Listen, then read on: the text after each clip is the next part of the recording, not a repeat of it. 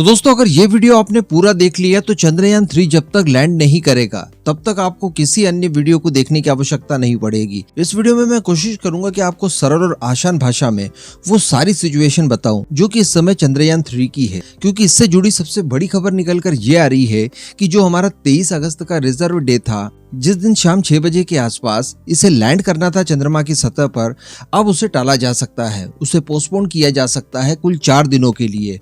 और हमारी जो लैंडिंग है वो 23 से बढ़कर 27 अगस्त हो सकती है।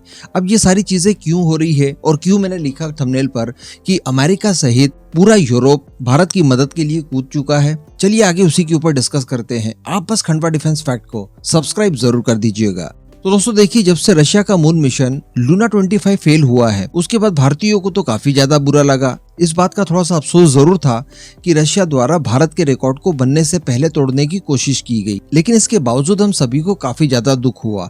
लेकिन अमेरिका सहित पश्चिमी देशों की बात की जाए तो ये लोग काफी ज्यादा खुश हो रहे थे और एक तरह से ये लोग फेस्टिवल को सेलिब्रेट कर रहे थे। कुछ इस तरह का माहौल आप सभी ने देखा होगा सोशल मीडिया पर। लेकिन दोस्तों अंततः एक बात सारी दुनिया जान रही है कि जो लूना 25 क्रैश हुआ है इसका खामियाजा न केवल रशिया को उठाना पड़ेगा बल्कि पूरी दुनिया को भी उठाना पड़ेगा, क्योंकि रशिया का जो लैंडर था वो पूरे 1 साल तक चंद्रमा के दक्षिणी ध्रुव पर रहता और इस दौरान जितनी भी इन्वेंशन उसके द्वारा की जाती वो मानव सभ्यता के लिए मील का पत्थर साबित होती। ऐसी परिस्थिति में जब दूसरा ऑप्शन चंद्रयान 3 एग्जैक्टली वैसा ही काम करने जा रहा है तो इसकी मदद के लिए अमेरिका सहित यूरोप की जो स्पेस एजेंसीज है उन्होंने कमर कस ली है। और न केवल उन्होंने चंद्रयान को मदद करने के लिए आश्वासन दिया बल्कि चंद्रयान 3 को लेकर जो मदद वो कर सकते हैं यहाँ पर रहकर उन्होंने करना शुरू भी कर दिया है। जी हाँ, दरअसल गुजरात के अहमदाबाद में इसरो का ही एक सेंटर है जिसे स्पेस एप्लीकेशन सेंटर कहा जाता है, यानी शॉर्ट फॉर्म में सेक। तो इसके जो डायरेक्टर हैं नीलेश एम देसाई जी, उनकी तरफ से कहा गया है कि 23 अगस्त को हमारे लैंडर की लैंडिंग से ठीक 2 घंटे पहले इस बात का फैसला लिया जाएगा कि लैंडिंग एक्चुअली आज ही करवाई जाए या फिर 27 अगस्त को करवाई जाए। इसके पीछे उन्होंने कारण बताया कि लैंडिंग में किसी तरह की गड़बड़ी न हो, इसलिए लैंडर का जो नेचर है उसे रीड किया जाएगा, वो नॉर्मल होना जरूरी है। इसके अलावा चंद्रमा की सतह पर जो वायुमंडल की स्थिति है उसका भी जायजा लिया जाएगा, वो अगर अनुकूल हुआ तभी लैंड करवाया जाएगा। इसके अतिरिक्त भी अगर किसी तरह की कोई गड़बड़ी महसूस होती है तो इसकी लैंडिंग टाली जाएगी और ये सीधे पोस्टपोन हो जाएगी 27 अगस्त तक। मैं आपको बता दूं कि अहमदाबाद के इसी सेक सेंटर द्वारा चंद्रयान 3 की सफल लैंडिंग कराने के लिए कई सारे उपकरण भी तैयार किए गए हैं जो कि इस समय चंद्रयान के साथ काम कर रहे हैं। जैसे जो पहला उपकरण है उसे कहा जाता है लैंडर पोजीशन डिटेक्शन कैमरा, ये सारी चीजों को मॉनिटर वगैरह करेगा। इसके अलावा लेजर मल्टीमीटर है, लेजर डापलर वेलोसिटी मीटर है और इसके साथ साथ लैंडर हॉरिजॉन्टल वेलोसिटी कैमरा लगा हुआ है। तो ये सारी चीजें परिस्थितियों को पूरी तरह से भापेंगे, उनका कैलकुलेशन करेंगे और जब इनकी तरफ से ग्रीन सिग्नल मिलेगा उसके बाद ही हमारा लैंडर लैंड करेगा। क्योंकि दोस्तों लैंडिंग करना यहाँ पर बहुत ज्यादा मुश्किल होता है। भारत से पहले भी कई देश विफल हो चुके हैं। जापान विफल हो चुका है, चाइना विफल हो चुका है, इजराइल विफल हो चुका है, रिसेंटली रशिया विफल हुआ। इससे पहले भी रशिया और अमेरिका 10 बार लैंडिंग करने में विफल हो चुके हैं और इस बार तो हम लोग साउथ पोल पर चूंकि लैंड कर रहे हैं जो कि नॉर्थ पोल की तुलना में भी काफी ज्यादा डेंजरस है। एकदम ही सरल एग्जाम्पल से आप समझना चाहें तो इस समय हमारे लैंडर की स्थिति बिल्कुल उस ड्राइवर की तरह है जो काफी भीड़ भाड़ वाली और काफी सकरी सड़क पर है, जिसे अपनी गाड़ी को रिवर्स लेकर सभी चीजों से बचाते हुए अपनी पोजीशन पर लाना है। तो इसके लिए जरूरी ये होता है कि 3-4 लोग आजू बाजू खड़े होते हैं, वो पीछे से सिग्नल देते हैं हाथों से, इस डायरेक्शन में लाइए, यहाँ पर मोड़िए, उधर ले जाइए और फाइनली जाकर रिवर्स में ड्राइवर अपने व्हीकल को लाता है और एक पोजीशन पर लाकर खड़ा कर देता है। तो एग्जैक्टली वैसी ही स्थिति यहाँ पर भी है।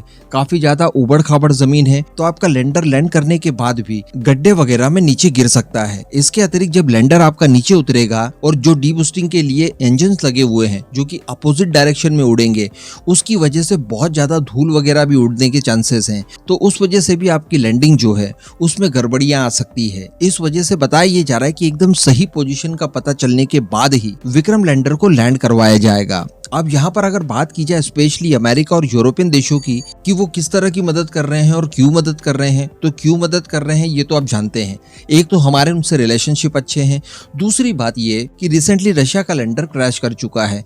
ऐसी परिस्थिति में वो लोग रशिया को और ज्यादा डेंट पहुंचाने के लिए चाहेंगे हर हाल में कि भारत का जो चंद्रयान 3 है वो सही समय पर और सक्सेसफुल लैंडिंग कर पाए। ताकि ये रिकॉर्ड भारत के नाम ही रहे। इसके लिए वो लोग क्या क्या कर रहे हैं तो ये अब आप जान लीजिए, ये काफी ज्यादा इंपॉर्टेंट है। तो दोस्तों इसके लिए बताया जा रहा है कि भारत के इसरो से नासा और यूरोप की जो एजेंसी है द यूरोपियन स्पेस एजेंसी, जिसे ईसा भी कहा जाता है, ये भारत के इसरो के साथ लगातार संपर्क कर रहे हैं। और न केवल संपर्क कर रहे हैं बल्कि चंद्रयान 3 की जो पोजीशन है उसको लेकर जो भी डेटा इन्हें प्राप्त हो रहा है उससे ये लोग रियल टाइम में रॉ फॉर्म में ट्रांसफर भी कर रहे हैं। जी हाँ, दरअसल हम सभी जानते हैं कि ये जो दो स्पेस एजेंसीज है, नासा हो गया या फिर ईसा हो गया, ये काफी ज्यादा विकसित है, काफी पहले से काम कर रही है और दुनिया भर में इनके ऑब्जर्वेशन के लिए अलग अलग एंटीनास लगे हुए हैं जो कि स्पेस को अलग अलग डायरेक्शन से, अलग अलग एंगल से रीड कर सकते हैं। और इन्हीं एंटीनास के माध्यम से ये लोग कई महत्वपूर्ण डेटा को अपने पास कैप्चर कर सकते हैं। इसके लिए इन्होंने दुनिया के अलग अलग देशों का इस्तेमाल किया है। कई ऑस्ट्रेलिया में लगा हुआ है तो कोई अमेरिकी उपमहाद्वीप में लगा है, कहीं पर लैटिन अमेरिका में लगा हुआ है तो कोई एंटीना यूरोप के अलग अलग देशों में लगा हुआ है। तो इस तरह से इनका एक पूरा इकोसिस्टम तैयार है, इक्वेटर के इस बाजू भी और उस बाजू भी, जिससे ये लोग बड़ा सटीक डाटा एनालाइज कर सकते हैं स्पेस से। और उसी के आधार पर ये लोग हमारे चंद्रयान को कनेक्ट करके उसका जितना भी डेटा रिकॉर्ड कर पा रहे हैं वो सारा कुछ भारत की इसरो को ये लोग रॉ फॉर्म में सौंप दे रहे हैं, जिसके आधार पर सही कैलकुलेशन की जाएगी। मैं आपको बता दूं कि किसी भी लैंडर को सटीकता से लैंड करने के लिए न केवल समतल जमीन चाहिए, अच्छा वायुमंडल चाहिए, बल्कि इसके साथ साथ जो आपकी कैलकुलेशन वगैरह है वो भी प्रॉपर होने चाहिए। क्योंकि जब तक आप प्रॉपर कैलकुलेशन नहीं कर पाएंगे तब तक आप अपने लैंडर को लैंड करने के लिए सही कमांड नहीं दे सकते। और एग्जैक्टली वैसे ही हाल हो सकता है जैसा कि रिसेंटली लूना 25 का हुआ, यानी कैलकुलेशन आपकी गड़बड़ होना, इसे आप ह्यूमन एरर में ले सकते हैं। तो इस एरर से बचा जाए इसके लिए नासा और यूरोप की स्पेस एजेंसी भारत की इसरो की लगातार मदद कर रही है। वैसे भारत की इसरो अपने आप में भी सक्षम है, उन्होंने इसे क्रैश प्रूफ बनाया है ऑलरेडी, लेकिन अगर थोड़ी बहुत मदद मिल जाती है इनके तंत्र से तो इसमें बुराई कुछ भी नहीं है। और वो मदद भी हम लोगों ने मांगी नहीं है, इन्होंने आगे रहकर दी है। अंत में केवल इतना मान लीजिए कि जिस दिन हमारा विक्रम लैंडर सकुशल लैंड करने में सफल हो गया, ट्रस्ट मी, भारत के साथ साथ पूरी दुनिया उसे सेलिब्रेट करेगी और ये एक्चुअली पूरी दुनिया की ही काम आने वाला है। तो अब शायद आप समझ गए होंगे जो मैं आपको बताना चाह रहा था। इस पूरे मुद्दे पर अब आपका जो भी मानना हो नीचे कमेंट करके जरूर बताइएगा।